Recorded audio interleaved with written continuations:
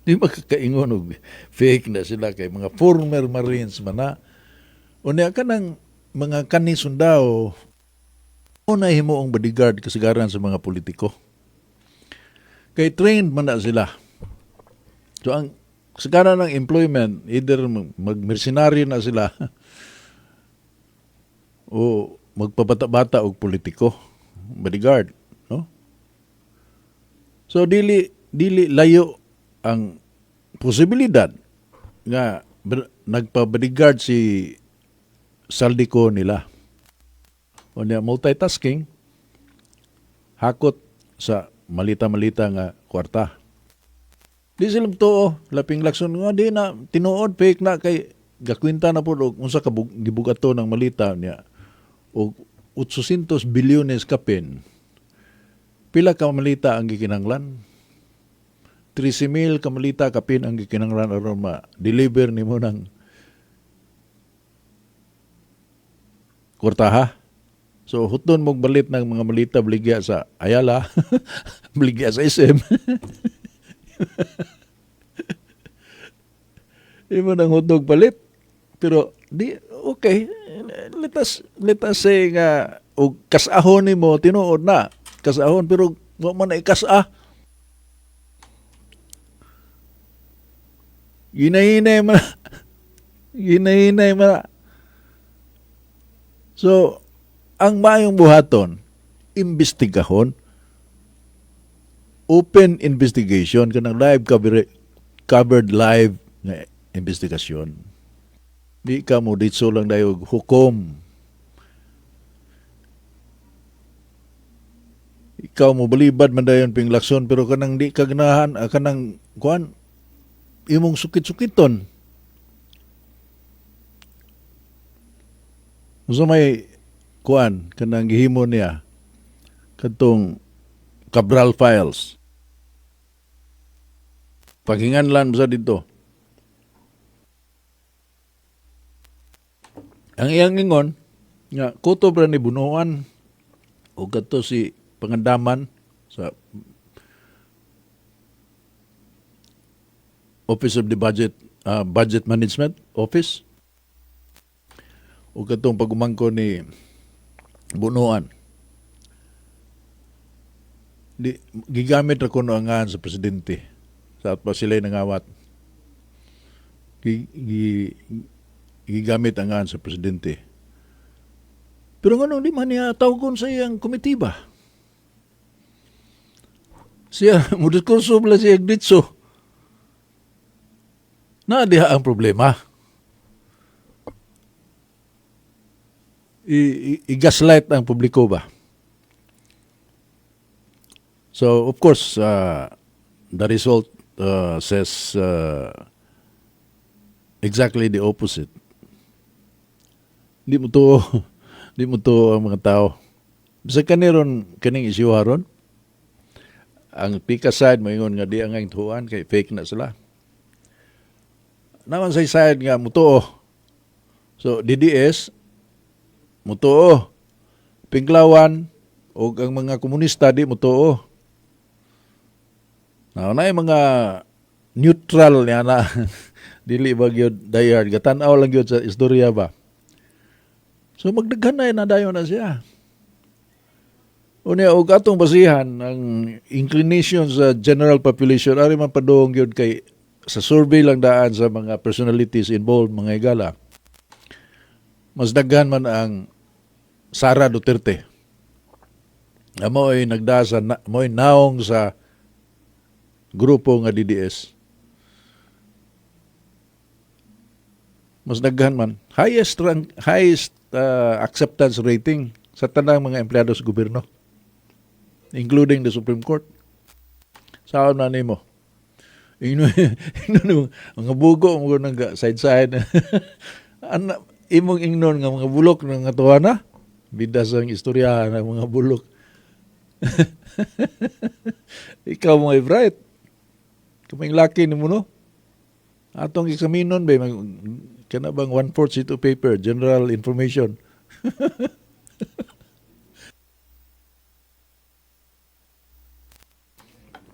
anak ra ko to mga bulo, mga bugo muna, mga panatiko. Bago lang nagpada og pictures nako akong manghod dito sa Dahig. Tuwa sila si Medial Dia dito na katupad-tupad na siya dito. Yan ang ipakita kay katapok sila dito. Bring Duterte home. Bring Duterte home. Tuwa sila dito. Biyaan ang trabaho. Aka na bang inig-day off nila sirit ko dahil na dito. Ako manghod, si drives 2 hours. Over 2 hours. Aron lang mo ato sa Dahig naman sa Belgium. Daggan sila. Tapok sa dito. I mean, kanang klasiha sa mga tao, mga higala. Wa na bayri. Dili na hakot crowd. Voluntaryo na sila sa ilang kaugalingong bulisyon na nga maadto sila dito, spending the resources and time. Ano imo nang inog mga bulok? Di na mahimo imo na lang i-dismiss nga mga bulok mga sila mga bugo. Nanay kuan karon nga nasuko sa mga Bisaya kay kana mga Bisaya mga bulok na. Suporta na lang Duterte kay Bisaya, mga si Duterte, pero nanay degree of truth, oy. Mumater na sa decision making nimo nganong mubutar man ko ni Duterte. Okay, drugas, pero federal, unya, usana sa mga factors nganong mubutar ko ni Duterte. I mean, na pass ni atong miagi election. Kay Bisaya, gawas nga Bisaya, taga Cebu pag yun. Although mo ingon po itong taga Maasin nga, hindi na taga Cebu ay taga Maasin na. Kita mo claim sa taga Cebu, pero kuha na gun, kanang kaliwat sang Cebuano ang kaliwat. Pero mumater na siya. Pero can you accuse us of being regionalistic? I don't think so. Di man na regionalistic nga desisyon. Dili tanan ba? Naay mga tao nga ingon na kabayan na silang decision making being regionalistic. Pero naay mga patriots nga nagmahal sa nasod, nagtanaw, naglantaw sa kahimtang sa nasod nga mao ni maayong pilion na to tungod sa problema sa ginadiling drugas. Tanawa ra gud I mean, kamo mga higala lain-lain lagi ta og timpladas kinabuhi. Kanang gahimog museum alang sa mga nangamatay panahon sa kampanya batok sa gininiling drugas. Maghimo kag museum? Naunsa na hiwi na imong kuntada diha? Kuan kayo ba? Drama kayo ba? Una, wa mo magunaw na sa mga inosente nga nabiktima ng mga tao nga nahilambigit sa giniling drugas. Panalitan ako.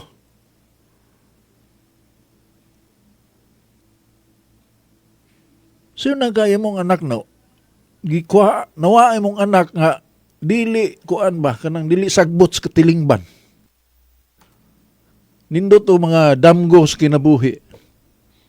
Kuhaon na nimo sa tao nga way kapuslanan gud. Ganang namaligya og siya buwa man kinay kapuslanan. Dili ngo kung sano mapahitason ta dili oy. Mura nagnaog kwarta. Una di na ma-justify nga ipalit kuno bugas binuang ng istorya ha. Ipalit og bugas. It will not justify. Ngano way laing paagi nga makapalit ka bugas?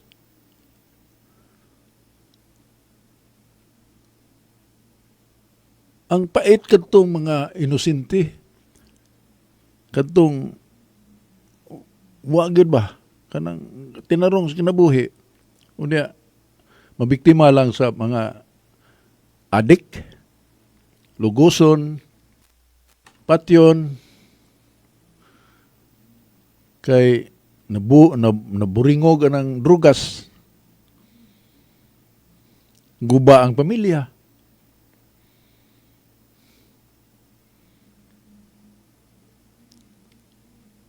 Pamilya lagi, di lang na ko hinganlan kay mauwaw sa mga kuan ba na sila, medyo may pagkakwartahan ng pamilya. Kuha sila security guard. Kaya na membro sa ilang pamilya nga adik. Ang security guard, mo-duty ang security guard, dili aron pagproteher nga naay kawatan musud sa panimay. Ang gibantayan sa security guard nga katong anak mismo sa tagias bahay nga adik, mugawas bisag unsa lay bitbiton. Bisag unsa lay bitbiton. Kay ipalit og drugas ang halin. Asa ka mangahoy ana? Nya sulti ko sa pamilya nga way adik ug di ba nagguba na ilang pamilya, disturbo kay na silang pamilya. Nasa ko'y kaila, suod sa akong pamilya nga dato mga successful ang mga anak, mga abroad, Amerika. Pero na ilang anak nga adik na priso. May gasto sila pag reunion, may gasto milyon kapin. Aron makagawa sa bilangguan ang anak. Daghang ipangbayran sila aron lang mo gawas ang anak nila. Kay mura may wadiha sa mo di katambong og di mo gawas ba, so ilang schedule nga grand reunion gud ang pamilya la 2 years. So they took time and effort aron makagawas to siya. Gasto gyud. So finally nakagawas. So na-reunion sila. Naka-reunion sila. Problema pagkahuman. Sige nga tagag kwarta. Sige nga tagag kwarta. Gastador kayo. Di mo uli. Unya inig uli. Mtog. Tagpila ka. 2 ka adlaw. Mtog. Di mo gawas. Mahadlok sila. Namatay na pagka sa suod. Hangtod nga. Di na nila tagag kwarta. Kay mamatay ni og ato ni kanuna tagag kwarta. Sige ni suyop. Gihulga sila nga. Di ka. Di mo muhatag kwarta na ko. Mangawat ko.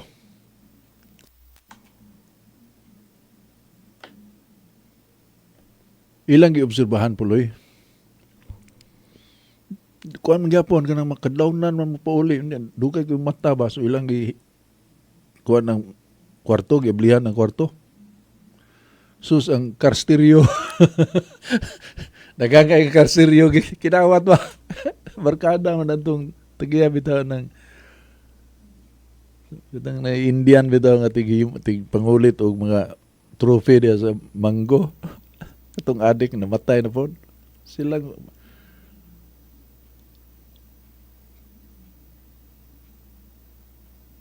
karstiryo. Kaya na pa may mapalit og karstiryo sa una. Yun na ang pagkaguba silang pamilya. So ilan na sang gipadakop.